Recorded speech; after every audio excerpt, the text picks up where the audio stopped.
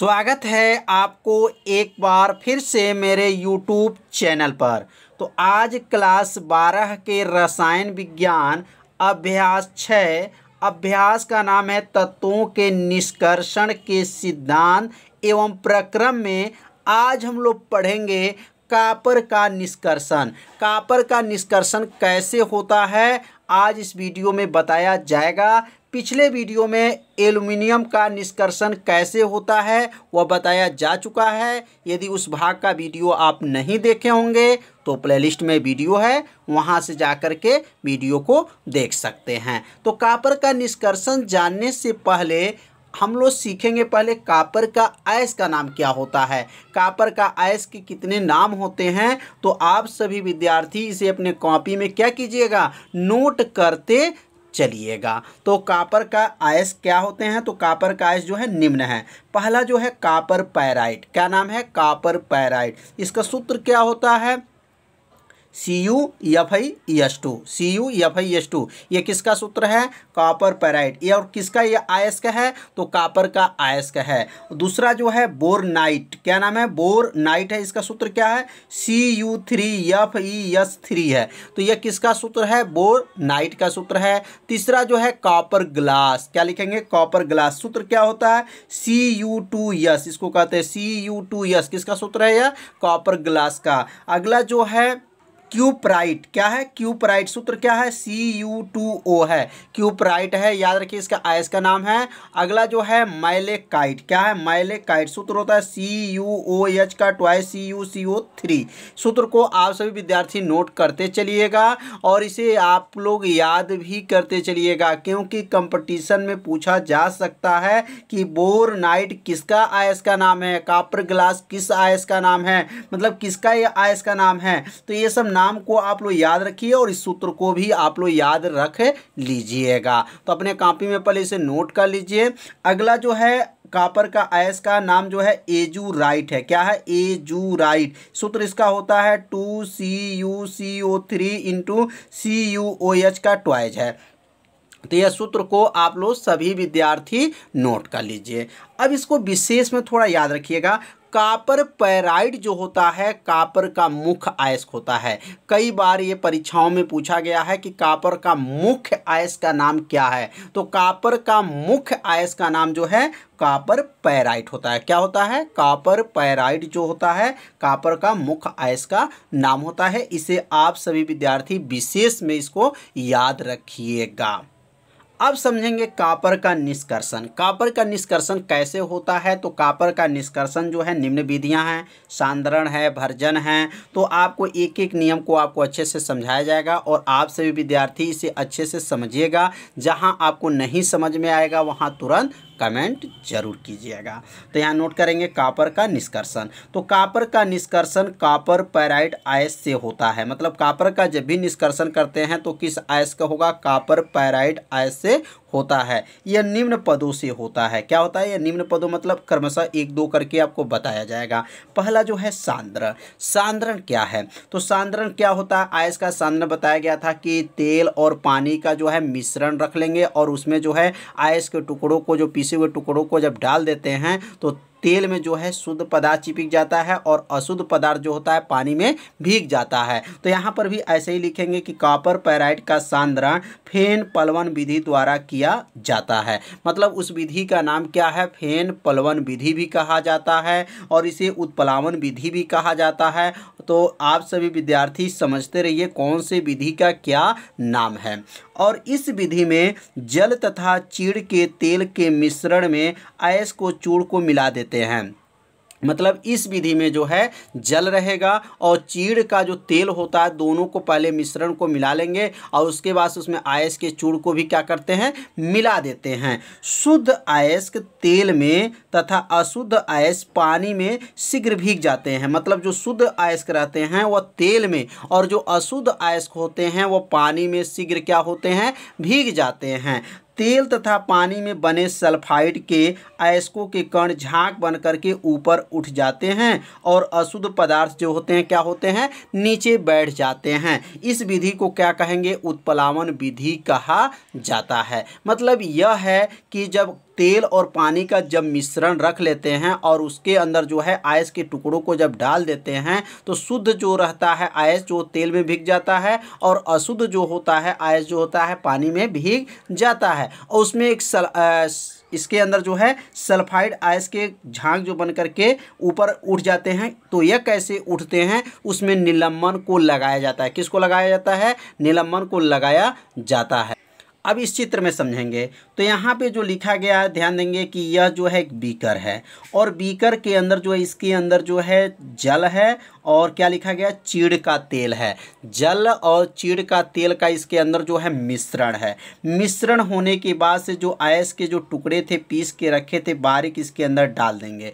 डालने पर जो शुद्ध पदार्थ होता है वह तेल में भीग जाता है और अशुद्ध पदार्थ होता है जो पानी में भीग जाता है। इसके बाद इसमें निलंबन लगा देते हैं। क्या लगाते हैं? निलंबन। इसमें जो बना हुआ छिद्र देख रहे हैं ना, इसके अंदर जो छिद्र बना हुआ है इसके माध्यम से जब वायु प्रवाहित करते हैं, जब इसके अंदर वायु जब जाता है तो यह छिद्र के माध्यम से जब जल के अंदर जाता है तो जल जो है बुलबुला बन करके ऊपर की तरह झाग मतलब गाज बन करके ऊपर आ जाता है। उसी को क्या कहते हैं? फेन कहते हैं। तो समझ में आ रहा होगा कि फेन जब उसको कहा जाए फेन बनकर ऊपर उड़ जाते हैं तो जो शुद्ध रहते हैं, जो शुद्ध पदार्थ रहते हैं वह कहाँ जाते हैं? ऊपर आ जाते हैं। और जो अशुद्ध पदार्थ रहते हैं वो क्या होते हैं? नीचे जो है अशुद्धियाँ जा करके नीचे बैठ जाते हैं। तो यह विधि आप लोग को अच्छे से समझ में आ गया होगा कि झाग पलवन विधि क्या होता है। इसे फेन पलवन विधि भी कहते हैं और इसे उत्प्लावन विधि भी कहा जाता है। तो अब अगला हम लोग समझेंगे तो दूसरी विधि अब समझेंगे भर्जन। तो इस समय किसका निष्कर्षण किया जा रहा है? तो कॉपर का निष्कर्षण किया जा रहा है। आप ध्यान से समझिएगा। पहला विधि हम लोग पूरा कर चुके हैं। क्या किए हैं? तो सांद्रण हुआ। अब हम लोग भर्जन करेंगे। भर्जन कब होगा? जब सांद्रित आयस को अकेले या अन्य पदार्थों के साथ मिलाकर वायु के नियंत्रित मात्रा के उपस्थित में बिना पिघलाए गर्म करने की क्रिया को क्या कहते हैं? भर्जन कहते हैं। तो भर्जन की क्रिया कब होता है? जब आयस का सांद्रण हो जाता है तब जाकर के भर्जन की क्रिया संपन्न होती हैं। तो इसलिए यहाँ पे लिखा गया सांद्रित आयस। सांद्रित आयस मतलब इसका सांद्रण हो चुका है। तो आयस अकेले या अन्य पदार्थों के साथ क्या करेंगे? मिलाकर वायु मतलब ऑक्सीजन की नियंत्रित मात्रा के उपस्थित में बिना पिघलाए गर्म करने की क्रिया, मतलब बिना पिघलाए मतलब पिघलेगा नहीं और गर्म करने की जो क्रिया को क्या कहेंगे? भर्जन कहा जाता है। क्या कहते हैं? भर्जन। भर्जन में आयस में निम्नलिखित क्रियाएं होती हैं। भर्जन के से आयस में जो होती है निम्नलिखित क्रियाएं होती हैं। अब ये निम्नलिखित क्रियाएं को क्रमशः एक दो करके आप सभी विद्यार्थी समझते चलिए। अब यह लिखेंगे सल्फर। अब पहली जो यहाँ पर जो निम्नलिखित क्रिया में पहली अब क्रिया जो है सल्फर के अशुद्धि ऑक्सीकृत होकर के निकल जाती हैं। मतलब जो सल्फर के जो अशुद्धियाँ होती हैं वह ऑक्सीकृत होकर के क्या होती हैं? बाहर निकल जाती हैं। जैसे सल्फर और ऑक्सीजन को जब मिलाते हैं तो क्या बनता है? सल्फर डाइऑक्साइड गैस बनता है। तो यहाँ पे जो है क्या हुआ है? सल्फर के अशुद्धि जो है ऑक्सीकृत होकर के क्या हो गया? बाहर निकल गया है। अब यहाँ दूसरा जो क्रिया होगा आर्सेनिक की अशुद्धि ऑक्सीकृत होकर के निकल जाती हैं। मतलब यहाँ पे जो है ऑक्सीजन से यहाँ भी क्रिया हुआ है और यहाँ पर भी ऑक्सीजन से क्रिया हुआ है। तो आर्सेनिक जो है कि ऑक्सीजन से जब क्रिया किया है तो क्या हो गया है? ऑक्सीकृत हो गया है। तो इस रिएक्शन को आप सभी विद्यार्थी नोट कर लीजिए कि ये आर्सेनिक है और ऑक्सीजन से जब क्रिया किया है तो यह ऑक्सीकृत हो गया है। अब अगला जो है इसका रिएक्शन जो है अब ध्यान देंगे। दो क्रिया संपन्न होने के बाद ही यहाँ कॉपर का जो है भर्जन किया जाएगा। तो अब तीसरा जो है क्रिया क्या होगा? Copper pyrite cuprous sulphide ferrous sulphide में बदल जाता है। मतलब जब कॉपर पैराइड ऑक्सीजन से जब क्रिया करता है तो किस में बदलेगा? क्यूप्रस सल्फाइड फेरस सल्फाइड में बदल जाता है। तो यह जो है कॉपर पैराइड है। कॉपर पैराइड के सूत्र है और यह जो है ऑक्सीजन है। ऑक्सीजन से जब क्रिया किया है तो क्या बना है? क्यूप्रस सल्फाइड, सल्फर डाइऑक्साइड और फेरस सल्फाइड बना है। तो यह जो है रिएक्शन को जब लिख लेंगे तो इसमें तीन रिएक्शन को लिखना होता है भर्जन की क्रिया में। तो तीनों रिएक्शन को जब लिख लिया जाएगा तो यह भर्जन की क्रिया जो है समाप्त हो जाता है। अब इसके बाद से जो क्रिया होगा प्रगलन होता है। तो कॉपर का जो निष्कर्षण में 2 विधि आप सभी विद्यार्थी समझ लिए होंगे। अब हमारी तीसरी विधि क्या है? प्रगलन है। अब प्रगलन क्या होता है, अब इसके बारे में समझेंगे। तो अयस्क में कोक तथा उचित गालक मिलाकर मिश्रण को उच्च ताप तक गर्म करके गलाने की क्रिया प्रगलन कहते हैं। मतलब अयस्क के अंदर कोक मतलब कोयला तथा उचित गालक मतलब गालक किसे कहते हैं, गालक की परिभाषा बताया जा चुका है। गालक कितने प्रकार के होते हैं इसके बारे में भी बताया जा चुका है। यदि आप उस भाग का वीडियो नहीं देखे होंगे तो प्लेलिस्ट में वीडियो है, वहां से जाकर के वीडियो को देख सकते हैं। तो यहाँ गालक को मिला करके मिश्रण को उच्च ताप तक गर्म करेंगे और गर्म करके गलाने की क्रिया प्रगलन, गलन नाम से ही गलाने मतलब उसको गलाना है, गलाने की क्रिया को ही क्या कहते हैं? प्रगलन कहते हैं। अब इसका एग्जाम्पल क्या होगा, इसमें भी जो है निम्न क्रियाएं होती हैं। पहला अब यहाँ नोट करेंगे कि क्यूपरस ऑक्साइड फेरस सल्फाइड से क्रिया करके फेरस ऑक्साइड में बदल देता है। मतलब जो है क्यूपरस जो ऑक्साइड है वह फेरस सल्फाइड से जब क्रिया करता है तो किस में बदलता है? फेरस ऑक्साइड में बदल देता है। तो यह जो सूत्र है क्यूपरस ऑक्साइड कहा जाता है और इसका नाम है फेरस सल्फाइड कहते हैं। जब दोनों को एक साथ क्रिया करते हैं तो यह बना फेरस ऑक्साइड प्राप्त होता है। तो यह जो है क्रिया को, रिएक्शन को लिखना है किसमें? प्रगलन में। और उसके बाद से एक और इसमें क्रिया को लिखा जाएगा तो प्रगलन की क्रिया भी क्या होगा? समाप्त हो जाएगा। तो फेरस सल्फाइड, अब ध्यान देंगे, अब फेरस सल्फाइड ऑक्सीजन के साथ जब गर्म करते हैं तो फेरस ऑक्साइड बनता है। तो यह जो है फेरस सल्फाइड का सूत्र है और यह जो है ऑक्सीजन का सूत्र है और इसके साथ जब क्रिया करता है तो क्या बनता है? फेरस ऑक्साइड बनता है और सल्फर डाइऑक्साइड गैस बनता है। तो यह क्रिया जो है प्रगलन आप लोग को अच्छे से समझ में आ गया होगा।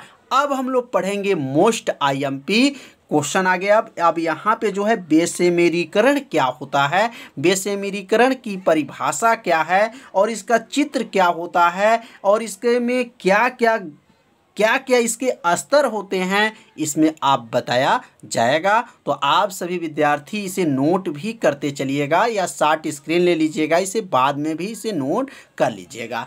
अब बेसेमेरीकरण क्या है? तो जो बेसेमर परिवर्तक जो होगा वह इस्पात का बना होता है और उसका जो आकार होता है वह नाशपाती का आकार का होता है। उसके दीवार जो होते हैं अग्नि से ईंटों का बना होता है और उसको जो दीवार का जो अस्तर होगा, चारों ओर का जो अस्तर होता है मैग्नीशियम ऑक्साइड का यह बना होता है। अब यहाँ इसके चित्र के बारे में समझेंगे। यह जो चित्र देख रहे हैं बेसेमर परिवर्तक है। यह जो किस आकार का है? तो नाशपाती के आकार का है। नाशपाती आप सभी विद्यार्थी देखे होंगे कि यह नाशपाती एक फल होता है, नाशपाती के आकार का होता है और इसके जो दीवालें होते हैं, जो यह जो दीवार देख रहे हैं अग्नि से ईंटे मतलब पके हुए ईंटे के बने होते हैं और उसके अंदर जो है अस्तर लगा होता है। किसका अस्तर होता है? मैग्नीशियम ऑक्साइड का। ये देखिए यहाँ लिखा है MgO, मैग्नीशियम ऑक्साइड भी कह सकते हैं, कैल्शियम ऑक्साइड का भी कह सकते हैं और सिलिकॉन डाइऑक्साइड, तीनों में से किसी एक का इसके अंदर जो है अस्तर लगाना होता है। यह अस्तर जो है देख रहे काला रंग का जो अस्तर दिखाई दे रहा है,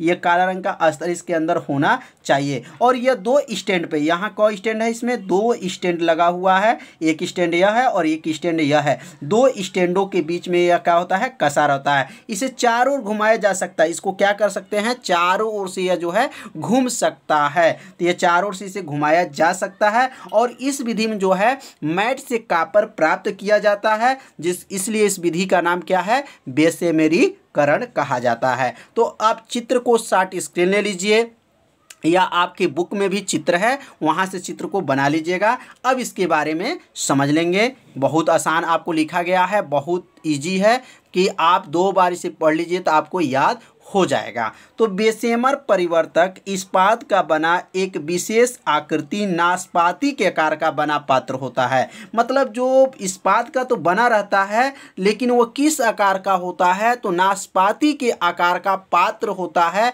पात्र मतलब वो बर्तन। इसकी दीवारें जो होंगी अग्नि से ईंटों की बनी होती हैं। जो इसका दीवार होगा वो किस ईंटों का बना है? अग्नि से ईंटों की बनी होती हैं। इन दीवारों के अस्तर जो होते हैं मैग्नीशियम ऑक्साइड या या कैल्शियम ऑक्साइड या सिलिकॉन डाइऑक्साइड। इसमें 3 ऑक्साइड आपको दिखाई दे रहा है, कैल्शियम ऑक्साइड और क्या है मैग्नीशियम ऑक्साइड या सिलिकॉन डाइऑक्साइड का बना होता है। यह दो स्टैंडों के बीच में कसा होता है। चित्र में भी दिखाया गया है कि इसमें 2 स्टैंडों के बीच में क्या होता है, कसा रहता है। इसके चारों ओर घुमाया जा सकता है, इसे किसके चारों ओर से घुमाया जा सकता है। मतलब यह जो बेशेमर परिवर्तक होते हैं वह चारों ओर से क्या हो सकते हैं, घूम सकता है। अब यहाँ लिख सकते हैं कि इस विधि में मैट से कॉपर प्राप्त करते हैं। मैट से कॉपर बनाने की क्रिया ही बेशेमरीकरण कहा जाता है। मतलब इस विधि में जो है मैट से कॉपर बनता है और मैट से जब कॉपर बनता है तो बनाने की जो विधि है इस विधि को ही क्या कहते हैं,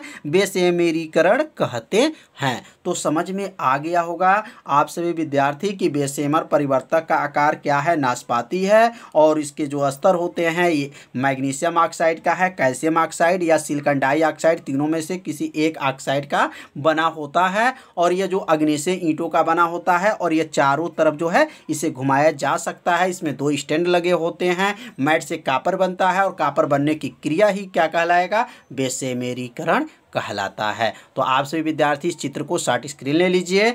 अब हम लोग आगे बढ़ते हैं। फोफेलेदार कॉपर, यह जो क्वेश्चन कई साल के परीक्षा में आ चुका है कि फोफेलेदार कॉपर क्या होते हैं। तो यह इसे आप लोग बहुत आसानी से इसको याद कर सकते हैं, बस थोड़ा सा ध्यान देंगे। गलित कॉपर में मतलब गला हुआ कॉपर में सल्फर डाइऑक्साइड की पर्याप्त मात्रा घुली रहती हैं। मतलब जो गला हुआ कॉपर रहता है उसके अंदर जो है सल्फर डाइऑक्साइड की पर्याप्त मात्रा क्या रहती हैं, घुली रहती हैं। इसे ठंडा करने पर सल्फर डाइऑक्साइड बुलबुले के रूप में बाहर निकलती हैं। मतलब जब फोफेलेदार कॉपर जब रहता है तो शुरुआत में जो गलित रहता है, गलित मतलब कॉपर गला रहता है तो उस समय गर्म रहता है। जब इसको ठंडा किया जाता है तो सल्फर डाइऑक्साइड जो होते हैं वह बुलबुले के रूप में क्या होते हैं, बाहर निकलती हैं, जिससे कॉपर की सतह पर फोफेले पड़ जाते हैं। फोफेला जैसे क्या होते हैं, तेजाब जब गिर जाता है, कभी देखिएगा तेजाब जमीन पे गिरता है तो वह जमीन पे क्या होता है, थोड़ा थोड़ा देखिएगा फोफेले पड़ जाते हैं। तो उसी प्रकार यहाँ पर भी जो है क्या है, फोफेले पड़ जाते हैं। इस कॉपर को क्या कहेंगे, फोफेलेदार कॉपर कहते हैं। कितना आसान है,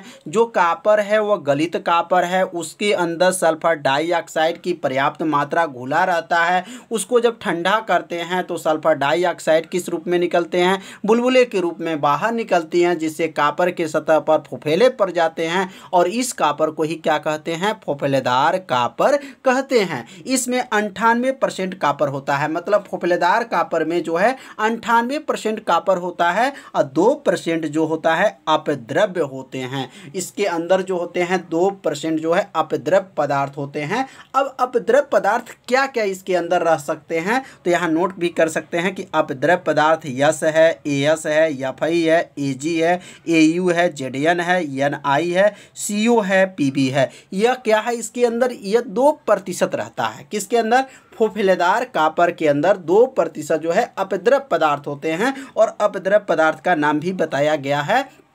आप चाहे तो इस अपद्रव्य पदार्थ का नाम नोट भी कर सकते हैं। तो फोफेलेदार कॉपर क्या होता है, आप सभी विद्यार्थी समझ लिए होंगे कि जो कॉपर गला रहता है उसके अंदर से कार्बन डाइऑक्साइड जो है ठंडा होने पे निकलता है तो उसके सतह पे क्या होते हैं, फोफेले बढ़ जाते हैं। अब हम लोग पढ़ेंगे फोफेलेदार कॉपर का शोधन।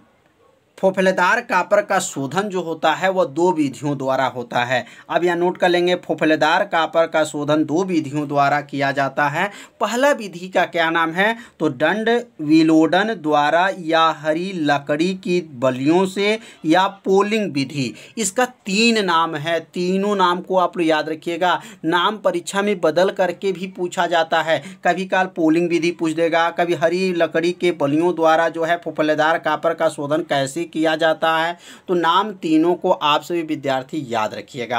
अब ये क्या है, क्यों यहाँ हरी लकड़ी की बात कहा गया है, हरी लकड़ी कौन से लकड़ी का प्रयोग किया जाएगा, तो यहाँ पे आप नोट करेंगे कि फुफलेदार कॉपर को परावर्तनी भट्ठी में पिघलाकर हरे बांस के डंडे से चलाया जाता है। जैसे आप सभी विद्यार्थी घर पे देखे होंगे, जब खाना बनता है तो जैसे चावल बनाते हैं तो एक पलटा होता है, पलटा के माध्यम से क्या होते हैं, चावल को चलाया जाता है। और उस समय चावल जो पानी और चावल जो मिला रहता है तो गर्म रहता है, तो पलटा से क्या होता है, चलाया जाता है। तो यहाँ पर भी फुफलेदार तांबा जो है परावर्तनी भट्ठी में जब पिघला देंगे तो वह क्या होगा, भट्ठी में जब पिघलेगा तो वह बहुत गर्म रहता है और इसे हरे बांस के डंडे से क्या होता है, चलाया जाता है। जब चलाया जाता है तो सल्फर, आर्सेनिक आदि की जो अशुद्धियाँ जो होती हैं वो ऑक्सीकृत हो जाती हैं और 99.5% शुद्धता तांबा जो है प्राप्त हो जाता है।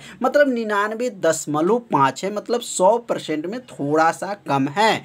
मतलब यहाँ पे जो है परावर्तनी भट्टी में जब तांबा को पिघला दिया जाता है और इसे बांस के डंडे, हरी बांस के डंडे से जब चलाया जाता है तो उसके अंदर से सल्फर और आर्सेनिक की जो अशुद्धियाँ हैं वह क्या होती हैं, ऑक्सीकृत हो जाती हैं और 99.5% जो है शुद्ध तांबा प्राप्त हो जाता है। तो अब हम लोग समझेंगे विद्युत अपघटनी विधि क्या है। विद्युत अपघटनी विधि बताया जा चुका है, तो आप सभी विद्यार्थी यहाँ पर थोड़ा सा चर्चा किया जाएगा जिससे आपको विद्युत अपघटनी विधि समझ में आ जाएगा। विद्युत अपघटनी विधि क्या है, तो इस विधि में थोड़ा सा ध्यान देंगे। इस विधि में बड़ा बर्तन होता है, इस विधि में जो होता है बड़ा सा बर्तन होता है। इसमें वैद्युत अपघट के रूप में कॉपर सल्फेट को जली घोल भरा रहता है। अब चित्र समझेंगे तो अब ये चित्र में देख लीजिए, यह जो है बना हुआ है, यह जो है इसके अंदर कॉपर सल्फेट का जो है जली विलयन है। यह चित्र को देखने से आपको पता चल गया होगा कि हम लोग पढ़ चुके हैं। वैद्युत अपघटनी विधि बताया जा चुका है। इसमें जो मोटे छड़ लगे होते हैं वह देखिए, मोटे छड़ के ऊपर ध्यान देंगे एनोड का कार्य करता है और जो इसके अंदर जो पतले पतले जो छड़ लगे हुए हैं या तार को देखिए कहाँ पे जा रहा है, यह कैथोड का कार्य करता है और मोटे जो छड़ है वह एनोड का कार्य कर रहा है। और इसके अंदर क्या भरा है, तो कॉपर सल्फेट का जली विलयन इसके अंदर भरा रहता है। तो इस विधि के में क्या, यह जो छड़ किसका लगा रहेगा और यह जो पतला जो छड़ है यह किस धातु का बना रहेगा, इस मतलब इसमें जो बताया जाएगा विद्युत अपघटनी विधि में। तो आप सभी विद्यार्थी से नोट कीजिएगा और इसको याद रखिएगा कि यह छड़ किसका है और यह जो काला रंग का जो देख रहे हैं पतला वाला छड़, यह किस धातु का बना होता है। तो यहाँ पे लिखा गया है जली घोल भरा रहता है। किसका जली घोल भरा रहता है, तो कॉपर सल्फेट का जली घोल भरा रहता है। फुफलेदार तांबा के मोटे बेलन, अब इसका मतलब जो है यह जो मोटा लगा हुआ है वह किसका है, फुफलेदार तांबा का जो है मोटे बेलन लटका दिए जाते हैं। मतलब यह जो मोटा वाला जो तार लगा हुआ है यह फुफलेदार तांबा का लगा होता है और ये किसका कार्य करता है, तो यह एनोड का कार्य करता है। तो यहाँ लिख देंगे यह बेलन लटका दिए जाते हैं जो एनोड का कार्य करता है। इनके बीच बीच में शुद्ध तांबे के पतले पतले छड़ लगा देते हैं। मतलब इसके तो शुद्ध तांबे का जो है यह पतला वाला जो है छड़ लगा देते हैं और यह किसका कार्य करता है, तो यह कैथोड का कार्य करता है। और जो मोटा तो तार लगा होता है या फुफलेदार तांबा का लगा होता है यह एनोड का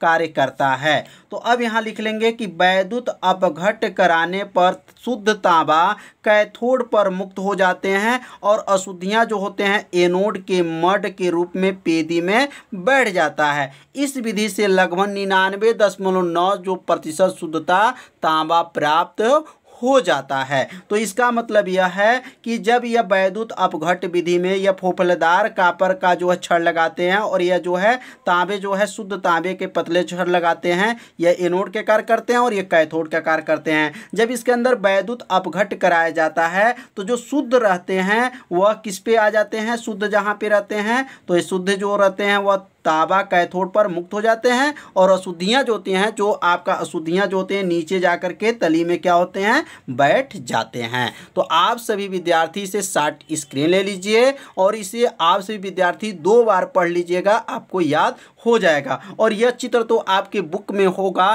तो आप बुक से भी नोट कर सकते हैं, लेकिन यह जो है बुक में आपके नहीं है, जो एकदम सरल भाषा में आपको बताया गया है जिससे आपको अच्छे से क्या हो जाए, याद हो जाए। तो आज का पढ़ाई हुआ हमारा कॉपर का निष्कर्षण कैसे हुआ, कॉपर के अयस्क का नाम क्या था, सभी भागों को बताया गया और आप से विद्यार्थी अच्छे से समझ लिए होंगे। तो वीडियो को लाइक कर दीजिए। चैनल पर यदि पहली बार आए होंगे तो मेरे चैनल को सब्सक्राइब जरूर कीजिए। तो मिलते हैं अगले भाग में, तब तक के लिए सभी विद्यार्थियों